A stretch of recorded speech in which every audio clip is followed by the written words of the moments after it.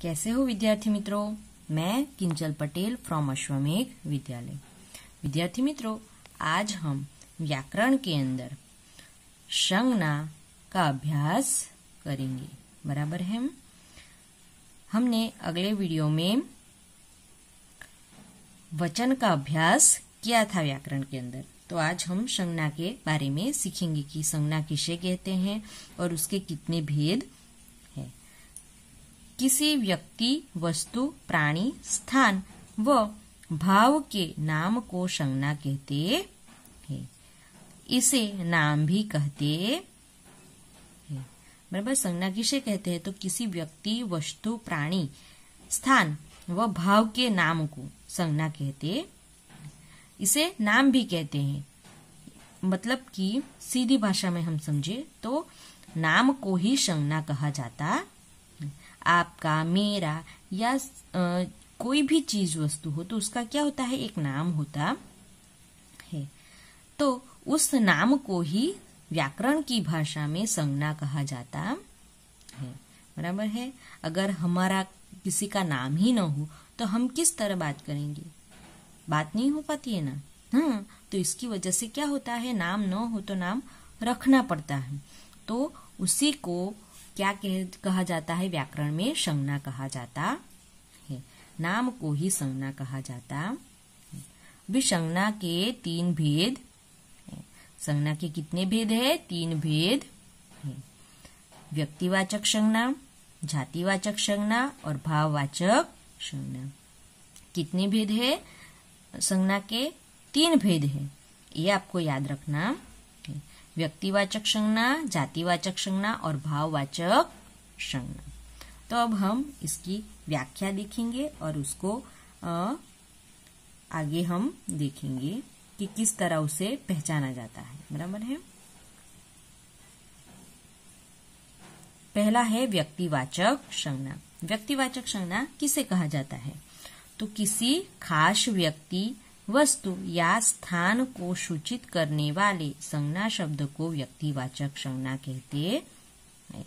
किसी खास व्यक्ति, वस्तु या स्थान को सूचित करता है कि वो यही है, उसके अलावा दूसरा कोई नहीं है, उसे क्या कहते हैं? व्यक्तिवाचक संज्ञा कहते हैं। जिससे हमें किसी एक का ही बोध हो कि ना ये यही है, तो उसे क्या कहते हैं? व्यक्तिवाचक संज्ञा कहते हैं। उदाहरण के तौर पर मैंने यहाँ पर 2 वाक्य लिखे हैं। नर्मदा गुजरात की सबसे बड़ी नदी है।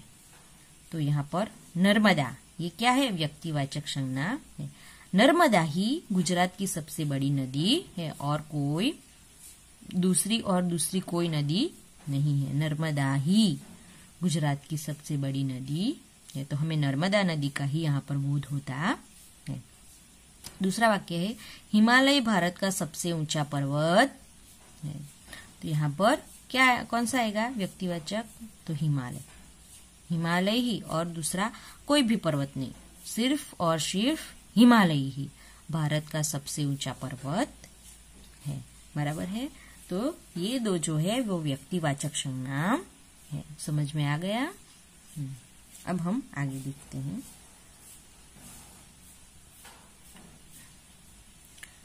दूसरा है जातिवाचक संज्ञा। जिस शब्द अथवा नाम से किसी व्यक्ति अथवा वस्तु की समस्त जाति का बोध हो उसे जातिवाचक संज्ञा कहते हैं। जिस शब्द से अथवा नाम से किसी व्यक्ति अथवा वस्तु की समस्त जाति का बोध होता हो, यानी कि वो उसमें सारी जातियां सब आ जाता हो, वो क्या होता है? वो शब्द क्या दर्शाता है? जातिवाचक संज्ञा दर्शाता है। जैसे कि यहाँ पर मनुष्य, तो सारी मनुष्य जाति। यहाँ पर कोई एक मनुष्य की बात नहीं की गई। मनुष्य यानी कि सृष्टि के सारे मनुष्य का यहाँ पर समावेश होता है, इसीलिए यह मनुष्य क्या है? जातिवाचक संज्ञा है। फूल, तो सृष्टि के सारे फूल का यहाँ पर समावेश हो जाता है, इसीलिए यह जातिवाचक संज्ञा। नदी, तो उसमें भी सारी नदियों का समावेश हो जाता है।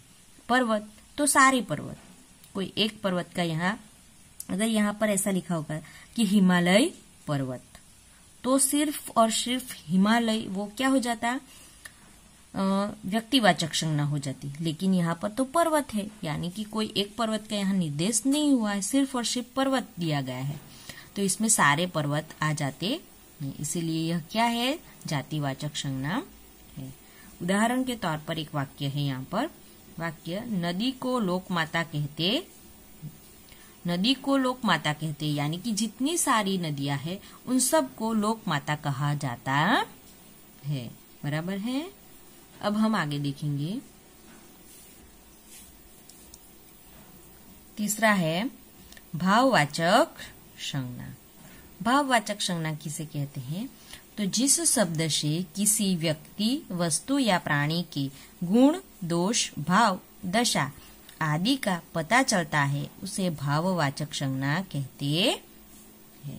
बराबर है। जिस शब्द से किसी व्यक्ति, वस्तु या प्राणी के गुण, दोष, भाव, दशा आदि का बोध आदि का पता चलता है उसे भाववाचक संज्ञा कहते हैं। जैसे प्रेम, मित्रता, क्रोध, दया, कोमलता, दरिद्रता, ये सारे क्या है, भाव है। प्रेम, मित्रता, क्रोध, दया, कोमलता और दरिद्रता, ये सारे क्या है, भाव है। तो इन सारे भावों को दर्शाता है, उन जो शब्द इन सारे भावों को दर्शाता है उन्हें क्या कहा जाता है, भाववाचक संज्ञा कहा जाता है। बराबर है। फिर आगे है, इनके अलावा कुछ विद्वान, इनके अलावा कुछ विद्वान समुदायवाचक संज्ञा व द्रव्यवाचक संज्ञा को भी संज्ञा का भेद मानते हैं। इनके अलावा कुछ विद्वान जो है, हमने 3 भेद देखे संज्ञा के, कि व्यक्तिवाचक, जातिवाचक और भाववाचक। लेकिन कुछ विद्वानों का ऐसा मानना है कि समुदायवाचक संज्ञा और द्रव्यवाचक संज्ञा भी संज्ञा के ही भेद है। तो हम उनकी भी व्याख्या देखेंगे। समुदायवाचक संज्ञा, तो जो शब्द एक को न बताकर समूह या समुदाय को प्रकट करता है उसे समुदायवाचक संज्ञा कहते। जैसे सेना, टोली, मंडली, कुटुंब, परिवार, सभा आदि।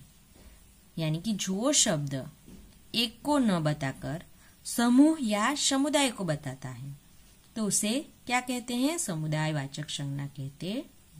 समुदायवाचक और जातिवाचक संज्ञा थोड़े मिलते जुलते, लेकिन आपको उसमें ध्यान रखना पड़ेगा। उसको यहाँ पर दिया गया है उदाहरण की सेना, टोली, सेना तो सभी सेनाएं आ जाएगी, टोली तो सभी टोली,